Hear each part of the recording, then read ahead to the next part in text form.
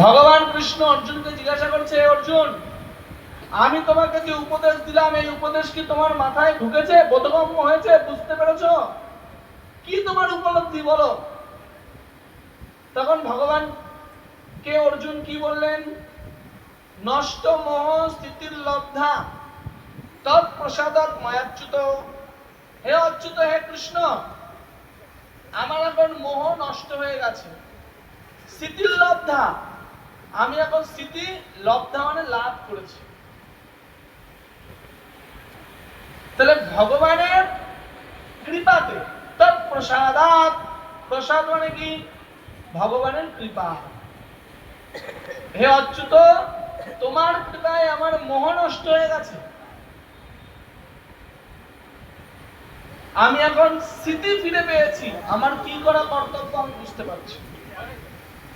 হ্যাঁ, এটা ছিল অর্জুনের ফিডব্যাক। অর্জুন ভগবত গীতা শোনার পরে ভগবানকে ফিডব্যাক দিয়েছিলেন। কিন্তু এদিকে ধৃতরাষ্ট্র, সে সঞ্জয়ের কাছ থেকে ভগবত গীতা শুনলেও তার জীবনের কিন্তু কোনো পরিবর্তন আমরা দেখতে পাই না। ভগবত গীতার শেষে অর্জুনের জীবনের পরিবর্তনের কথা বলা হলেও ধৃতরাষ্ট্রের জীবনের পরিবর্তনের কথা কিন্তু বলা হয়নি। হয়েছে কি না? কেন না? তার জীবনে কোনো পরিবর্তন হয়নি, আসেনি, সেই জন্য তারটা বলা হয়। তাহলে ভগবত গীতা শুনলেই যে কারোর পরিবর্তন হয়ে যাবে এরকমও নয়, সেটা নিজের জীবনে গ্রহণ করতে হবে।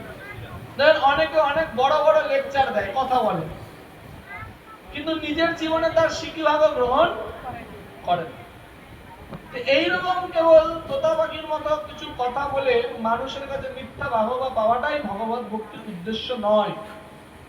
চৈতন্য মহাপ্রভু তিনি কলিযুগ পাবন অবতারী শ্রীকৃষ্ণ, সেই শ্রীকৃষ্ণ